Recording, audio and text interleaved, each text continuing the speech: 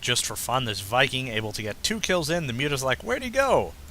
So now we see that IronLady is moving out, grabbing the Xel'Naga Watchtower. We see that IronLady is going to break down these rocks and grab his own gold expansion. Muta's going to come out here and say, hey, there's way too many guys. Going to call in his Lings for backup and is going to annihilate this force. Run away! And then they run into the tanks and just get stomped. Volov's got to be careful not to overextend his units there, but he's got that up there to keep an eye on things. So it looks like we have Ling, Baneling, Muta, 7 more Mutas in production, Ground Carapace level 2, Flyer Attacks level 1, and then we have another command center for Volov coming up. He's doing his own upgrades, building a whole bunch of Marines for it once, another starport, 2 command centers.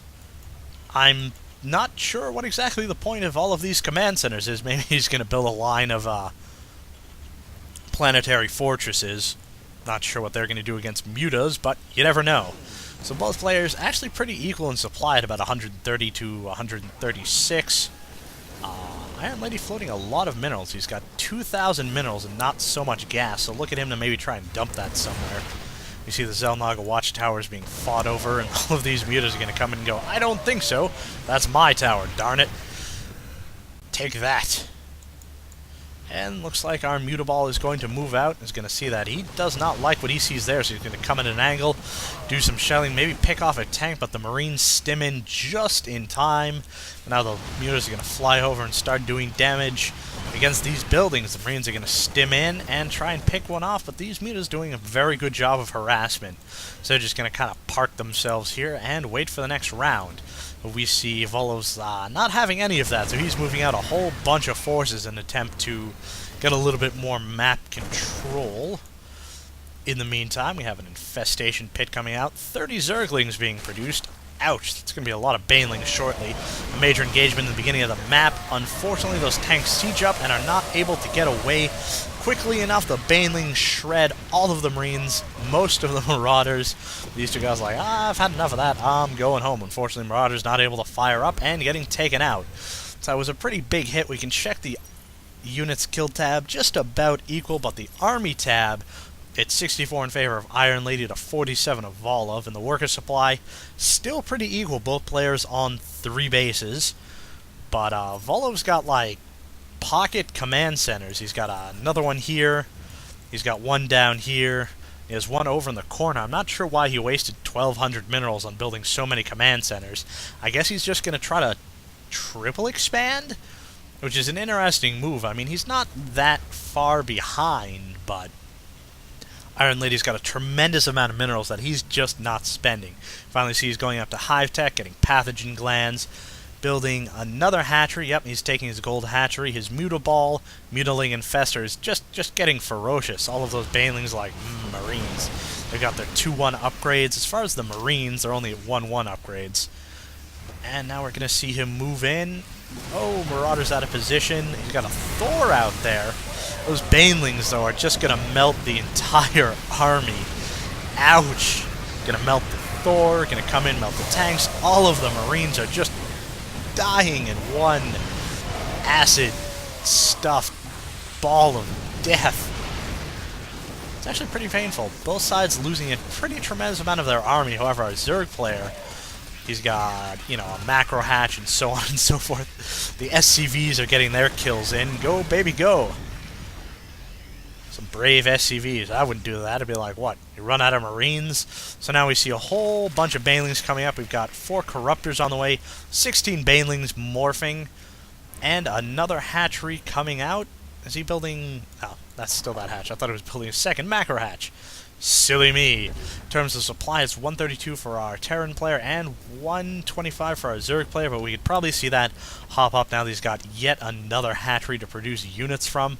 Got 9 Butalisks, and our Corruptors are coming out. That's going to be interesting. We'll see if, checking the Viking count, it is...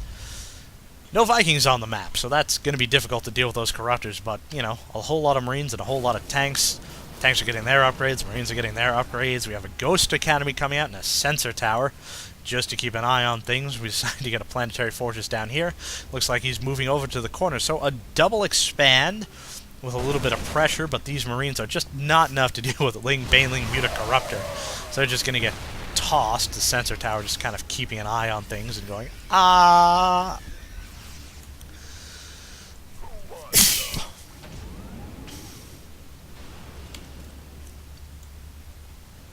That'd be scary to see out of a sensor tower.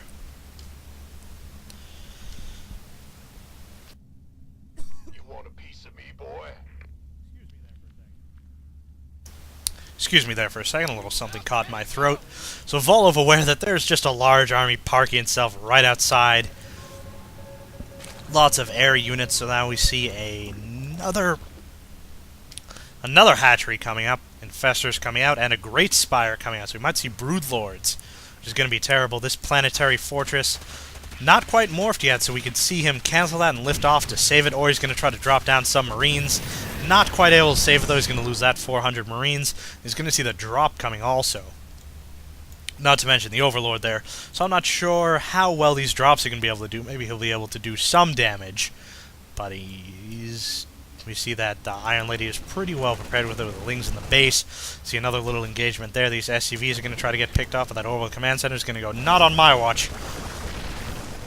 So now we see Volov doing some pretty decent damage, taking out these Overlords. So right now IronLady is in fact supply blocked pretty heavily. So he's going to have to produce 4 or 5 more Overlords in order to build any more units, but he's still at 184 supply, doing some massive damage. We see another drop here, but it's going to get immediately taken out by all of these Lings. Look at him go! It's actually Volov nice with the pickup and the dropping. Again, he's going to drop on the high ground, causing the Lings to have to run around. And check the income tab real quick. 74 Harvesters on 4 bases. Nice. Still not producing any more Overlords to replace the ones he's lost, causing him a distinct disadvantage. It's currently 200 to 179, and now we can see that IronLady's like, hey, I can't build anything but Overlords. 10 more Overlords! Puts in an order to Overlords and Overlords Supply Company. So now we see that Volov knew there's probably going to be some Blue Lord shenanigans, so he's got Thors, he's got Vikings. Only one Thor, though. 9 Vikings. Whole bunch of Marines. So now we see that we have the Ultralisk Cavern, which is going to make things very interesting coming out. So we see a large force from both. It looks like these are morphing into Broodlords.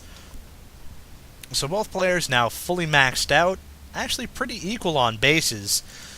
This one's not doing any mining on it just yet, but you can imagine see some mules called down to take care of that. So we have a whole bunch of Lings. Broodlords on the way. Ooh, that guy just got toasted.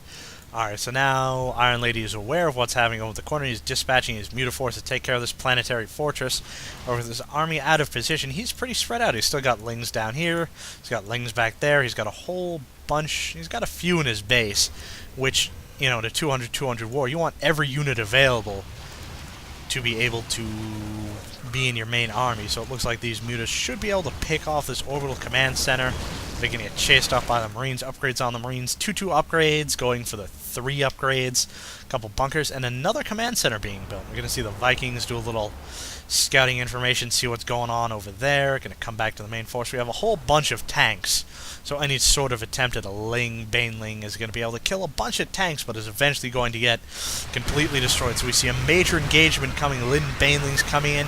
Going to be able to take out 3, 4, 5 tanks. We have Infestors also. No fungal growth just yet. Maybe a little bit of a misstep. We have 1 fungal grow down. Take out a whole bunch of the Vikings. That's going to do some pretty serious damage to our Terran, who's down to 157 supply. IronLady down to 130. Now he's producing 9 Ultralisks and 34 Lings. Our Terran player saying, you know what? I think I can take him. Is going to start moving out toward the gold expansion. I don't know if those 9 Ultralisks are going to be done in time, but if they do, it's going to be pretty ferocious. So we've got the tanks here setting up, doing some shelling. We got the Marines working on the gold hatchery. IronLady down to 140 supply. First Ultralisk coming out. It's going to take out 1 tank. We've got 3 more Ultralisks coming out. Just going to start gnawing on these Marines and tanks, but are going to get picked off by the line of tanks in the background. And IronLady calls it GG. So a pretty thrilling game on Xel'Naga Caverns. Both players going for a macro play. Alright, this is Xenokilla of TAW signing out.